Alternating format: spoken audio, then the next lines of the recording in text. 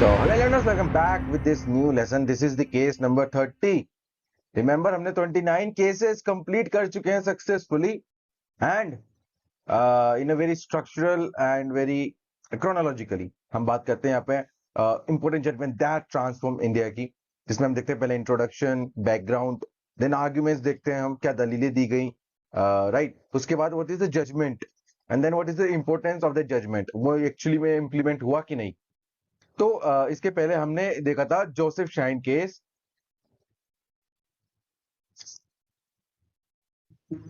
उसका लिंक जो है वो डिस्क्रिप्शन आपको मिल जाएगा एंड प्लेलिस्ट का भी, सारे के सारे केस आप देख सकते हैं। वेरी वेरी इंपॉर्टेंट है, बहुत मेहनत लगी बनाने में, देखें सपोर्ट करें, ठीक है। सो स्टार्ट करते हैं। नवतेज सिंह जोहर वर्सेस यूनियन ऑफ इंडिया 2018 का वेरी वेरी पॉपुलर केस है। इसके बाकी जितने भी केसेस है 2023 तक वो सब भी लेकर के आऊंगा, लेकिन अगर आपका सपोर्ट रहा ना तो ही लेकर के आऊंगा, right. So the main question in this case is that कि क्या ये होमोसेक्सुअल सेक्स क्राइम है कि नहीं है, right. This is the overall issue in the case. So Navtej Singh Johar case जो था उसने थोड़ा सा आपको इंट्रोडक्शन देता हूँ। इट्स बेसिकली इसने पार्शियली स्ट्रक डाउन कर दिया था सेक्शन 377 की जब हम बात करते हैं, राइट। एंड उसके अलावा जो एलजीबीटी कम्युनिटी है, तो बेसिकली अब देखो क्या होता है ना, ये कम्युनिटी बहुत डाइवर्स है, बहुत डाइवर्स है ये कम्युनिटी। तो इसमें वर्ड्स एंड कैटेगरीज थोड़ी सी इंक्लूड होती जाती है, right. With the time evolution हो रहा है इसका भी, राइट। जैसे कि LGBTQ++ इस तरीके से हम बात करते हैं, तो ये कंटिन्यूसली बढ़ती जा रही है। लेकिन हम बात करें 2018 की, तो वो बात है यहाँ पे, तो उन्होंने इनके राइट्स को अपील करने की यहाँ पे बात करी। Right to privacy and dignity and freedom to live without fear है, तो सुप्रीम कोर्ट ने ये कहा। तो एक केस हुआ था बेसिकली 2013 में, सुरेश कुमार कौशल केस, उसको इसमें करेक्ट भी किया गया, उसके अंदर करेक्शन किया गया। सो जस्ट ओवररूल ही नहीं करता है सुप्रीम कोर्ट या कोर्ट इंडिया में, बाकी उसको एरर को करेक्ट भी कर सकते हैं, ठीक है। उसके बाद कोर्ट ने पुट्टास्वामी जजमेंट का भी इसके अंदर एक्सटेंसिवली यूज किया है, ठीक है।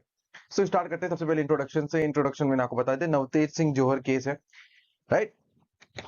कि जो एलजीबीटीक्यू कम्युनिटीज हैं या होमोसेक्सुअल पीपल है, उनका जो सोशल प्रेजुडिस बना रखा है उसको खत्म करने के लिए, उसको डिस्कार्ड करने के लिए,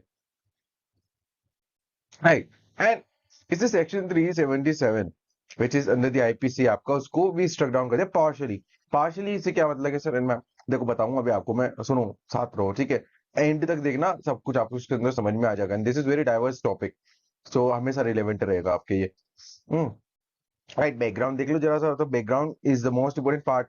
तो सबसे पहली बात ही बता दो कि जो अब ब्रिटिशर्स के जमाने का ये कानून है ना, सीआरपीसी आईपीसी सब उसी टाइम पे ना, तो 1861 में ये बना था। एंड उसमें कहा था कि जो सेक्सुअलिटी होमोसेक्सुअलिटी है वो इसको क्रिमिनलाइज करना है, तो उसको क्रिमिनलाइज किया गया अंडर सेक्शन 377। तो इसमें ये बेसिकली इसको एक अननेचुरल ऑफेंस बताया, राइट। इसको क्या बताया? एक अननेचुरल ऑफेंस, ओके।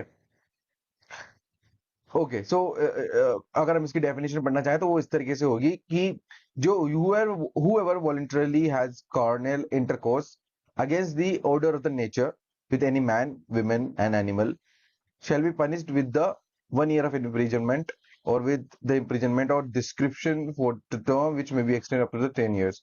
यानी कि नेचुरल सेक्स अगर मैन मैन के साथ सेक्सुअल इंटरकोर्स करते हैं या विमेन विमेन के साथ या एनिमल के साथ, that is perceived to be as the unnatural thing, right? It is not natural thing according to the laws, ठीक है। यहाँ पे कोई पर्सनल प्रेजुडिस नहीं है, आप सबके अपने अपने पर्सपेक्टिव हो सकते हैं, राइट। बट जो सच है वो सच है। फेयरनेस एंड जस्टिसनेस की नॉट बी इग्नोर ना, ओके। रिमेम्बर मैंने बताया था आपको सॉक्रेटिस वाले लेक्चर में, तो उसको जाकर देखना एक बार। बात करते हैं इसका एक्सप्लेनेशन ये था कि जो basically, okay, so penetration is sufficient to constitute the carnal intercourse necessary to the offense described, okay। अगर इस वाले बेसिकली इस वाले केस में ना बहुत सी डेफिनेशंस हैं। सो ओवरऑल की ये कहते हैं कि अगर पेनेट्रेशन होता है it is perceive to be an offence, right. देखो यहीं तक ही नहीं है भाई बात, इतनी इतनी सिंपल नहीं हो सकती ना। तो अंग्रेजों के जमाने के टाइम की बात है।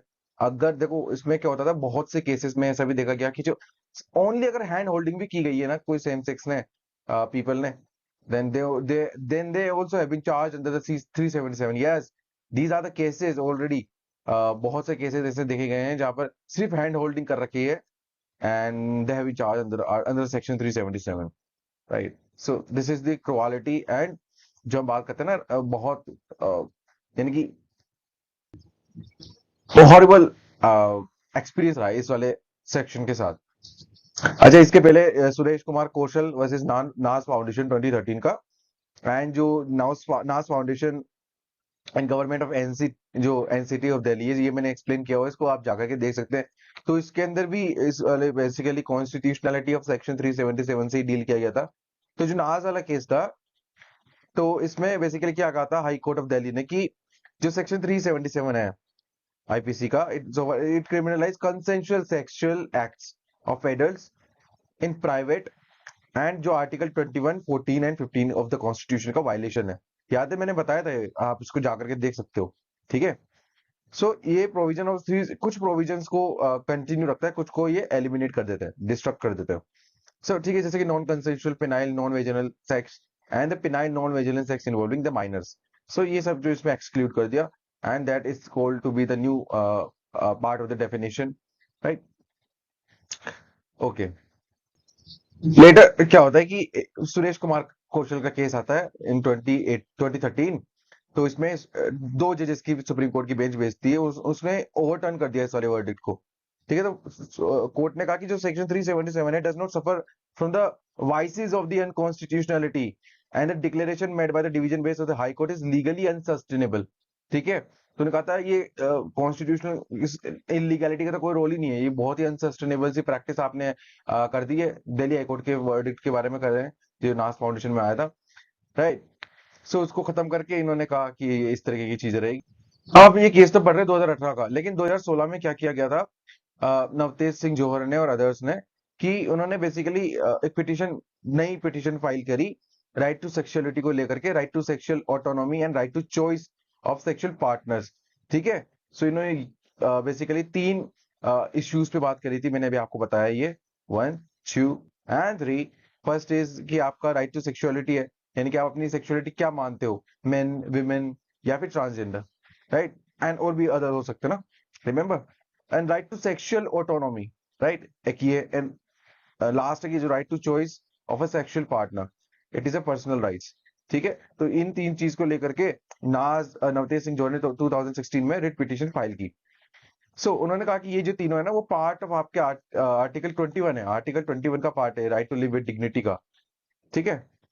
एंड इन्होंने कहा था कि जो सेक्शन 377 है वो बहुत ही अनकॉन्स्टिट्यूशनल है, इसको इसलिए उसको नल एंड वोइड डिक्लेयर किया जाए। तो तीन जजेस की बेंच बैठी सुप्रीम कोर्ट की, उन्होंने अपने ओपिनियंस दिए इस पे, एंड फिर उन्होंने कहा कि अब भाई इसको जो है लार्जर बेंच को सौंपते हैं, वो देखेंगे इस मैटर पे क्या हो सकता है।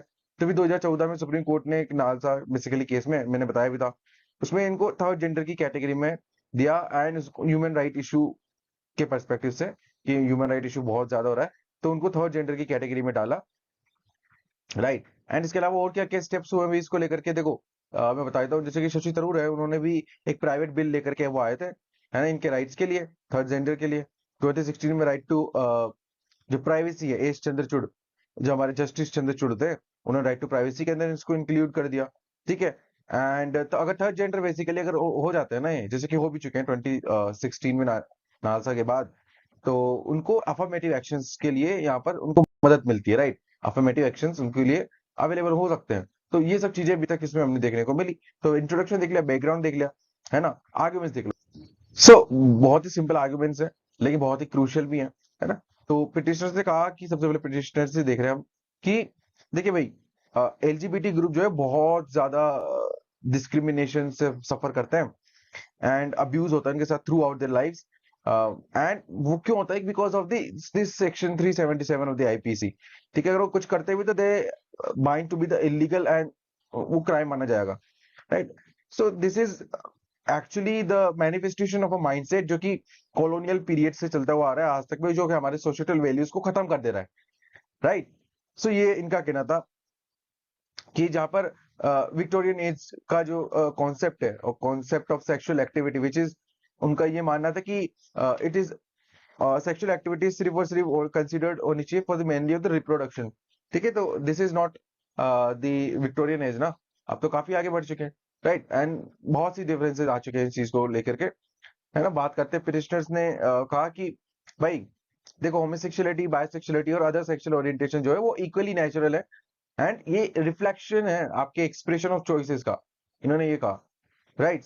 एंड इंक्लिनेशंस अगर होता है किसी 2% के अंदर, तो वो they are absolutely eligible to express their such consent, right. So consent in all are equally natural and reflection of the expression, right, reflective of the expressions, right। First thing is this. Second कि ये बोलते हैं कि अगर homosexuality is neither physical or nor mental illness, rather they are natural variation of expressions, ये कहते हैं कि देखो बहुत ही फ्री थिंकिंग प्रोसेस है कि अगर आप इसको क्रिमिनल ऑफेंस बना लेंगे तो इंडिविजुअल डिग्निटी कहाँ गई, ये बताएं मुझे। Individual dignity bound to be destruct ना, वो खत्म हो जाएगी आपकी। तो डिसीजन ऑटोनॉमी खत्म, राइट टू प्राइवेसी खत्म, right, which is the basic facet of the article 21, right. Second बोलते हैं कि ओके, मैंने बताया ना, ओके हो गया सेकंड पॉइंट, तो right to privacy article 20। Third देख रहे हैं अपन, order of nature is limited. देखो यहाँ पर हम बात करते हैं कि तो जो फ्रेज था ना, order of nature is limited just to the procreative concept, जिसमें हम बात करते हैं कि जो अपन बेसिकली चलता आ रहा है इन दी ओपन, मैन विमेन, इनकी जो नेचुरल रिलेशंस है उन्हीं को कंसीव करते हैं as a systematic, which is basically a conservative approach. Remember, this is a conservative approach, and ये से लिमिटेशंस ना, they does not really take note of inborn traits जो कि डेवलप होते हैं डिफरेंट ओरिएंटेशंस को लेकर के, कंसेंशुअल एक्ट्स को लेकर के, which is between the different genders and the sex, right. Fourth, कि जो अमेरिकन साइकोलॉजिकल एसोसिएशन है उन्होंने कहा था कि जो सेक्सुअल ओरिएंटेशन है ये एक नेचुरल कंडीशन है, एंड अगर किसी को अट्रैक्शन होता है फॉर द सेम सेक्स और opposite sex, both are natural equally, है ना। तो ओनली डिफरेंस जो है in being the same sex attraction arises is for lesser number, ठीक है। ये साइकोलॉजिकल एसोसिएशन जो अमेरिका की है उनने कहा, दैट इज वाई जो अपोजिट सेक्स वाला मैटर है वो बहुत ही नॉर्मल है, because it is most prevalent, more prevalent than the same sex thing. Okay, बात में बात इस नेक्स्ट बात करते हैं कि जो section 377 has a chilling effect और आर्टिकल 191A हम बात करते हैं, जो कि बेसिकली आपके फंडामेंटल राइट्स को प्रोटेक्ट करते हैं। क्या है आर्टिकल 91A आपका, कितनी बार पढ़ा है मैंने, है ना, फ्रीडम ऑफ एक्सप्रेशन है आपका। तो उसमें एलजीबीटी के राइट्स भी तो इंक्लूड होंगे ना, बिल्कुल डेफिनेटली। उनके right to express what, their sexuality, अपनी सेक्सुअल आइडेंटिटी को बताना, अपना एक्सप्रेशन देना। आप अगर आज मार्केट में खड़े होकर बोलेंगे मैं लड़का हूं, that is your right to express, right, कोई आपको रोक नहीं सकता वो करने से। एग्जैक्टली तो उसमें एलजीबीटी भी इंक्लूड है, डेफिनेटली उनका भी राइट है। तो आर्टिकल 91A के अंदर ये मेंशन है, लेकिन इट ऑल्सो वायलेट्स जो right of LGBT person and article 91AC, article 91C ये डिनाई करता है them to form a association, ठीक है। एसोसिएशन नहीं बना सकते, बताइए भाई। अब ये रीजनेबल रिस्ट्रिक्शन में किस तरीके से हम इसको मेंशन करते हैं, है ना, आर्टिकल 91C के हम यहाँ पे बात करते हैं। फिर आती है बात आपकी सिक्स की सेक्सुअल माइनॉरिटी जो है सोसाइटी में, इनको प्रोटेक्शन की बहुत जरूरत होती है more than the heterosexual.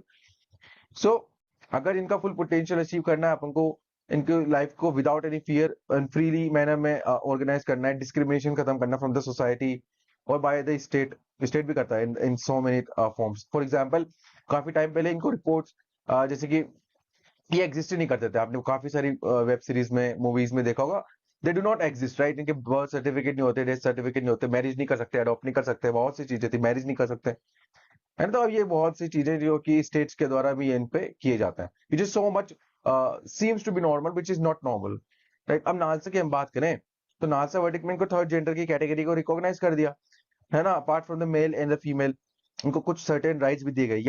Yet in view of the existence of the section 377 फिर भी कंसेंजुअल एक्टिविटीज जो इसमें थी वो ऑफेंस थी ना।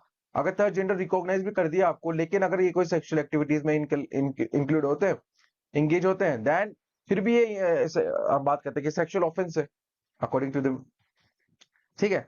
बात करते हैं सेक्शन 377 की, अगर हम बात करें इसमें, if it retain in its present form, अगर जो 377 है अगर वैसे ही रहता है तो ये बहुत से फंडामेंटल राइट्स की को खत्म कर देगा।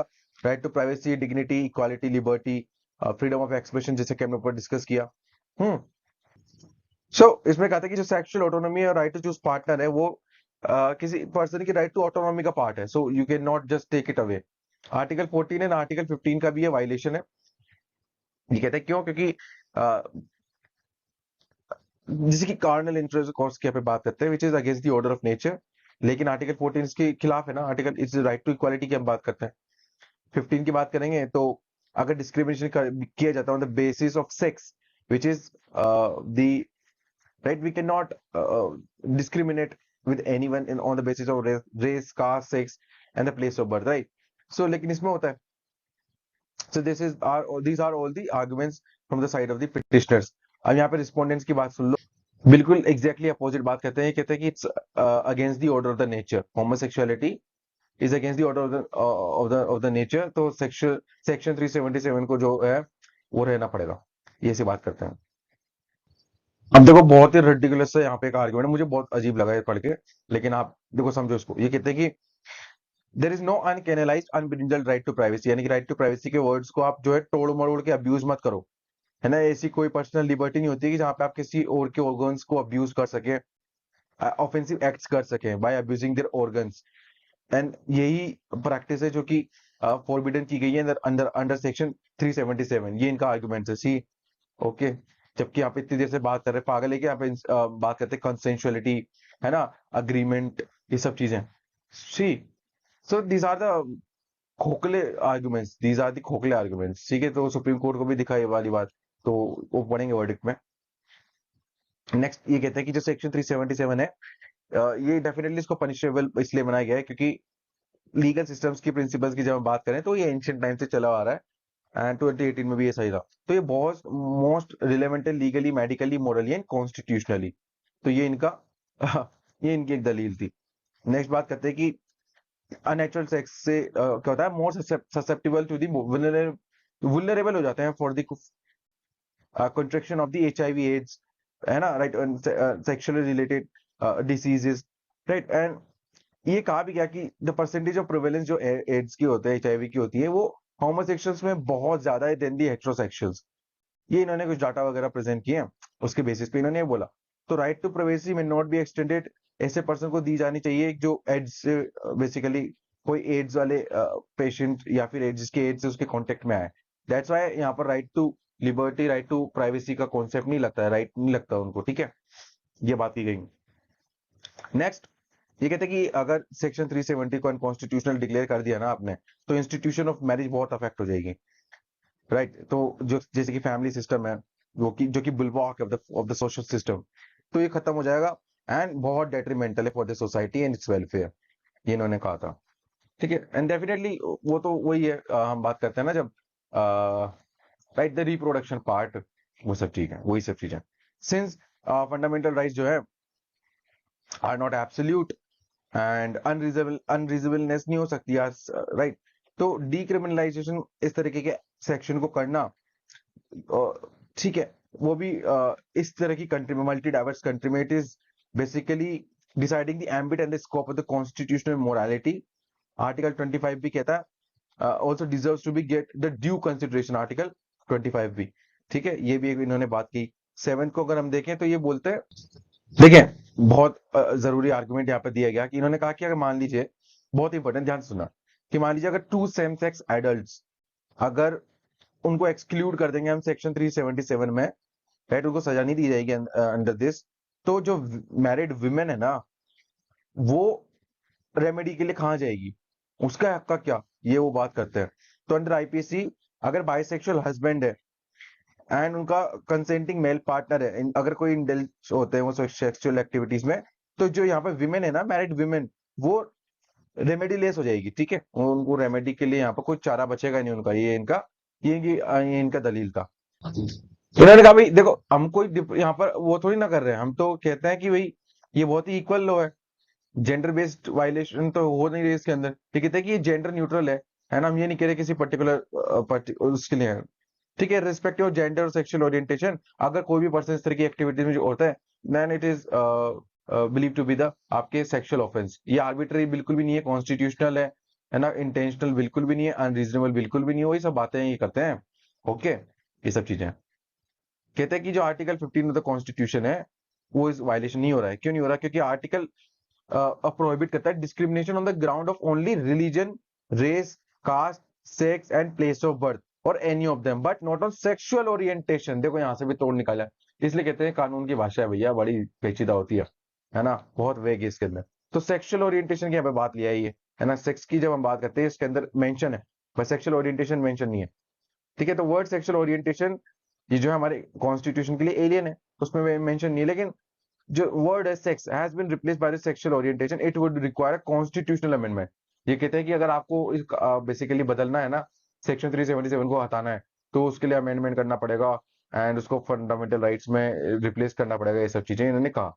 नेक्स्ट बात की कि जो डीक्रिमिनलाइजेशन अगर आप करोगे 377 का, एक बहुत ही बड़ा फ्लड गेट ओपन कर देगा फॉर द सोशल इश्यूज। बहुत सारे जो चीजें हैं वो खत्म हो जाएगी, सेम सेक्स मैरिजेस अगर आ गई समाज में, तो बहुत ही अनप्रेडिक्टेबल आउटकम्स ये लेकर के आएगा एंड बहुत कैस्केडिंग इफेक्ट इसके हो जाएंगे ऑन द एग्जिस्टिंग लॉज पे, ठीक है। तो वो लॉज के मायने खत्म हो जाएंगे बाकी लॉज पे, ठीक है। तो इस तरह की बातें यहाँ पे की गई बाय द रेस्पोंडेंट्स, ठीक है। तो हमने दोनों तरफ से देख लिया, by the petitioners and by the respondent. अब देखो यूनियन ऑफ इंडिया ने उस टाइम पे क्या यहाँ पर बात की गई, उन्होंने कहा चलो जहां तक बात रही सेक्शन 377 के कॉन्स्टिट्यूशनल वैलिडिटी की, कि अगर कंसेंशुअल एक्ट होता है between the adult in private, तो वो हम सुप्रीम कोर्ट के विजडम पे छोड़ रहे हैं, वो कर लेंगे। लेकिन जो अदर इश्यूज होंगे ना भाई इससे रिलेटेड, जो भी कंसेंशुअल एक्ट रहेगा, act related to the adult in the private, वो हम जो है वो यूनियन ऑफ इंडिया देखेगी, राइट। और वही एक डिटेल एफिडेविट लेकर के आएगी इसको लेकर के 377 को, राइट। तो ये यूनियन ऑफ इंडिया का स्टांस था। जजमेंट सुन लो भाई। अच्छा, सुप्रीम कोर्ट ने कहा कि हमारा जो कॉन्स्टिट्यूशन है वो लिविंग एंड ऑर्गेनिक डॉक्यूमेंट है, एक्सपेंशन हो सकता है इसका टाइम टाइम जैसे कि डिमांड ऑफ द सोसाइटी रहेगी। So role of the court जो है वो बहुत ज्यादा इंपॉर्टेंट है ना। तो जब भी कोई भी क्लास ऑफ पर्सन या माइनॉरिटी ग्रुप का राइट्स का वायलेशन होगा तो हम सामने आएंगे, right. Okay, so after hearing the arguments and जो सबमिशन दिए गए थे पिटिशनर्स और इंटरवीनर्स के द्वारा, यूनियन ऑफ इंडिया भी थर्ड पार्टी था। तो सुप्रीम कोर्ट ने कहा कि sexual orientation is one of many biological phenomena and जो कि नेचुरल होता है, इनहेरेंट होता है। सो हम बात करते हैं, ओके, सो हम बात करते हैं कि न्यूरोलॉजिकल और बायोलॉजिकल फैक्टर्स के थ्रू ही कंट्रोल होता है। तो कोई भी डिस्क्रिमिनेशन अगर आप करोगे सेक्सुअल ओरिएंटेशन के बेसिस पे, तो वो फंडामेंटल राइट का जो फंडामेंटल राइट है हमारा फ्रीडम ऑफ एक्सप्रेशन, इसका वायलेशन है। सो पहला तो यहाँ पर सुप्रीम कोर्ट ने क्लियर कर दिया है। नेक्स्ट, जो पुट्टा स्वामी केस आया था आफ्टर जो कि प्राइवेट राइट टू प्राइवेसी का केस था, जो कि उसको जिसका लिंक डिस्क्रिप्शन में मैं दे दूंगा, यहाँ पे इसको 3 कर लेना, इसको 4, सॉरी इसको 2, इसको 3 कर लेना, 4 एंड 5, राइट। ओके, सो देखते हैं पुट्टा स्वामी केस में क्या था कि जो राइट टू प्राइवेसी है उसने पेडिस्टल बढ़ा दिया था बेसिकली फंडामेंटल राइट का, कि जो सेक्शन 377 है इसके अंदर एलजीबीटीक्यू भी आएगा, उसका राइट टू प्राइवेसी भी रहेगा और लिव विद डिग्निटी भी रहेगा। तो ये सब बातें हैं। तो पुट्टा स्वामी केस का पहले आना is one of the major advantage. तो उसको देख लो एक बार जाकर के, डिस्क्रिप्शन में लिंक है ना, डिस्क्रिप्शन में लिंक दे दिया मैंने, राइट। तो अंडर दी ऑटोनॉमी प्रिंसिपल, कि अगर कोई इंडिविजुअल की सॉवरेनिटी है ओवर हिज और हर बॉडी, एंड अगर वो चाहता है सरेंडर करना अपनी autonomy wilfully to the another individual, right, उनकी इंटीमेसी इन प्राइवेसी अगर होती है, तो is a matter of their choice ना। तो सेक्शन 377 आईपीसी ये बिल्कुल भी रिकॉग्निशन नहीं देता है किसी को कि in the absence of the wilful और इनफॉर्म्ड कंसेंट कि इस तरीके के सेक्सुअल इंटरकोर्स को क्रिमिनलाइज करें, ठीक है। तो इसने कहा कि जो क्रिमिनलाइजेशन होती है इवन इन वॉलंटरली इंटरकोर्सेज, जैसे कि होमोसेक्सुअल, हेटेरोसेक्सुअल, बाइसेक्सुअल, ट्रांसजेंडर, ये this is not done, right, supreme court ने कहा। नेक्स्ट बात करते हैं कि जो हम बात ये जो सेक्शन 377 है आईपीसी का, कहता है कि जो एलजीबीटी कम्युनिटी है वो सोशल परिया या डेरिलिक्वेशन कम्युनिटी को इस तरीके से माना जाता है ना, यानी कि लांछन है एक तरीके से। सो ये बहुत ही मैनिफेस्टिकली हम बात करें तो आर्बिट्ररी है उनकी उनकी उनकी कम्युनिटी के लिए। सो देखो है तो वो एक तरीके से माइनॉरिटी, राइट। सो आर्टिकल 14 का ये वायलेशन है। सेक्शन फिर बात करते हैं नेक्स्ट, राइट। तो आर्टिकल 14 का ये वायलेशन हो गया। नेक्स्ट टाइम बात करते हैं आर्टिकल 19(1)(a), जो कि बेसिकली अनरीजनेबल रिस्ट्रिक्शन है, उसका भी ये वायलेशन है, बिकॉज हम इस तरीके का कोई पर्टिकुलर जिसकी मोरालिटी है ना, पब्लिक डिसेंसी है, तो हम इसको can not be amplified beyond the rational limit. एक लिमिट तक ही आप रीजनेबल रेस्ट्रिक्शन, तो देखो यहाँ पे है उनका वर्ड ही सुनो ना, रीजनेबल रेस्ट्रिक्शन, जहां तक रेस्ट्रिक्शन रीजनेबल है वहीं तक ही हम इसको मानेंगे, ठीक है। सॉरी, तो आर्टिकल 19(1)(a) इस चक्कर में वायलेट हो जा रहा है। सो दस फाइनली सुप्रीम कोर्ट ने क्या करा, सेक्शन 377 को कहा कि so far it penalise any consensual sexual relationship दो एडल्ट के बीच में, चाहे वो होमोसेक्सुअल हो, हेटेरोसेक्सुअल हो, लेस्बियंस हो, है ना, कि not be regarded as constitutional. ठीक है, तो सेक्शन 377 को इन्होंने अनकॉन्स्टिट्यूशनल डिक्लेयर कर दिया। कंसेंसुअल सेक्सुअल कंडक्ट को, जो कि बिटवीन टू एडल्ट होते हैं, चाहे वो सेम सेक्स हो, उसको डिक्रिमिनलाइज कर दिया। एंड पर्सन जो कि होमोसेक्सुअल है, उनको fundamental right to live with dignity भी दे दिया, है ना। एंड जो सुरेश कौशल केस हुआ था, उसको ओवर रूल भी कर दिया यहाँ पे। ठीक है, तो इंपॉर्टेंस देख लेते हैं, इंपॉर्टेंस क्या रहा है इसका। सो इंपॉर्टेंस देखिए, बहुत इंपॉर्टेंट है। सो इट्स बेसिकली एक डाइल्यूशन था सेक्शन 377 का, और वेलकम डिपार्चर था फ्रॉम द सेंचुरी, जो हेट्रो नॉर्मेटिव थिंकिंग चलती हुई आ रही थी, एंड होमोफोबिक जो थिंकिंग चली हुई आ रही थी, उसको खत्म किया इन लोगों ने उस टाइम पे, सुप्रीम कोर्ट ने। जजमेंट जो है प्रोग्रेसिव एंड पर्सनल फ्रीडम की डायरेक्शन में एक स्टेप था। ठीक है, सो और इसने जो सुरेश कुमार कौशल केस था, उसको वापस से करेक्ट भी किया उस जजमेंट को। तो एलजीबीटी कम्युनिटी के राइट्स को यहाँ पर क्या किया गया, अ, जो इनके इंटीमेट रिलेशंस हैं एंड उनकी चॉइसेस हैं, उनकी इनहेरिट राइट टू प्राइवेसी है, डिग्निटी है, freedom to live without fear है, उसको इन्होंने यहाँ पे क्या किया, अपहेल्ड किया, राइट। तो जस्टिस चंद्रचूड़ जो थे, उन्होंने, जो कि अब हमारे चीफ जस्टिस है, कि judgment will help the sexual minorities confront the closet, right, to confront the closet and realise their right. ठीक है, तो खत्म कर दो पुरानी बातें, अब नई नई बातें लेकर के आओ उन तक। अब थोड़ी सी और इंपॉर्टेंट बात कर लेते हैं यहाँ पे, बहुत ध्यान से सुनना, कि ये मान लीजिए बनाकर तो कॉलोनियल मास्टर चले गए, लेकिन अब क्या कंडीशंस इनकी, देखो, बहुत ही इंपॉर्टेंट है कि जो सेक्शन 377 है, उसने डिक्रिमिनलाइज तो कर दिया, लेकिन जो पर्सनल लॉज हैं, पर्सनल कोड्स हैं, राइट, स्टेट्स के मैन एंड वुमेन के पार्टी टू द मैरिज, वहां पर यहाँ पर डिफरेंशिएशन क्रिएट होगा। तो सुप्रीम कोर्ट का यहाँ पर जो थोड़ा सा रोल है, वो हम बोलते हैं कि लिमिटेड है, लेकिन यहाँ पर लेजिस्लेचर का रोल बहुत ज्यादा है। तो हमको क्या करना पड़ेगा, एक मॉडल फॉलो करना पड़ेगा, और वो मॉडल कहाँ का है, बेसिकली ये मॉडल है आपका यूएसए का। 2016 का एक केस हुआ था, ओब्रिज फेल वर्सेस होजेस। ठीक है, तो बेसिकली इसमें क्या करता है कि जो यूएसए के 50 स्टेट्स हैं, they all have to allow the gay marriage, right. So gay marriage वहां पर अलाउ है टोटली। सो इन्होंने अलाउ कर दिया rights which are not provided by the legislature. ठीक है, तो इस तरीके के मॉडल एक्ट्स को लेकर के यहाँ पे सुप्रीम कोर्ट को चलना होगा, जुडिशरी को लेकर के चलना। तो भाई ये था हमारा what Navtej Singh Johar versus union of India 2018 का ये केस था। अब इसके बाद हमारा जो प्लान रहेगा, वो फर्दर जो दूसरे केसेस हैं, ठीक है, ये वाला तो मैंने आपको मेरा कमिटमेंट पूरा करा दिया आज, एंड वेरी वेरी कॉन्ग्रेचुलेशन, आपके 30 इंपॉर्टेंट वर्डिक्ट्स कंप्लीट हो चुके हैं। अब 2018 के बाद 19 20 21 22 23 में कौन कौन से हैं, उसको मैं आपको फर्दर कंप्लीट करा दूंगा in the single video, right. So मिलते हैं अगले लेसन, तब तक के लिए stay tuned and have a nice day. Please do support, share and promote IS Marathon on your platforms. Share with your friends on various social media handles. You can follow us on Instagram, on Facebook, right? Everything is available. Do join the Telegram, जहां पर आपको free में पूरे resources content सब available कराते हैं हम। ठीक है, so do support and share. Okay, so मिलते हैं अगले लेसन में, जब तक के लिए stay tuned and have a nice day.